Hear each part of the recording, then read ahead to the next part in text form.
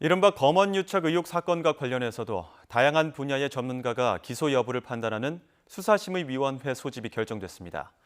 이와 별도로 윤석열 총장은 전문수사자문단을 소집하기로 했는데 한 사건에 대해 외부기구 2개가 동시에 판단을 내리는 초유의 사태가 벌어지게 됐습니다.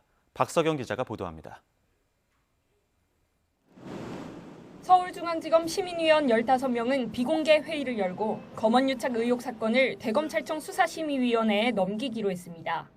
이재용 삼성전자 부회장 사건에 이어 또 한 번 사회적 이목을 끄는 사건이 외부 판단을 받게 된 겁니다.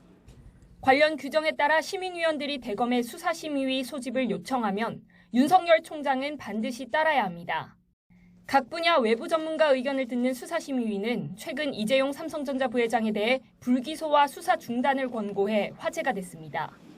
다만 이번에는 관련 의혹을 폭로한 이철 전 밸류인베스트 코리아 대표가 심의위 소집을 신청한 만큼 수사팀과 각을 세우진 않을 것으로 보입니다.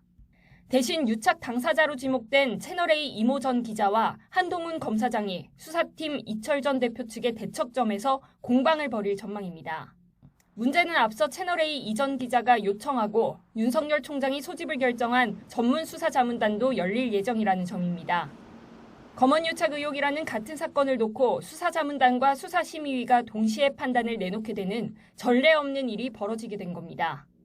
앞서 이 전 대표는 수사자문단 절차에 윤 총장의 입김이 크게 작용할 수 있다고 보고 맞대응 취지로 수사심의위를 신청했습니다. 두 기구의 결정은 권고적 효력을 갖는데 어느 쪽의 결정이 우선된다거나 동시에 진행이 불가하다는 명확한 규정은 없습니다.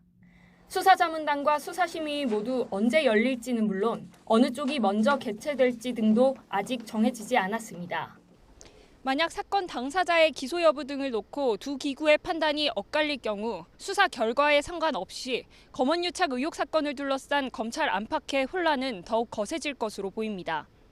YTN 박석영입니다.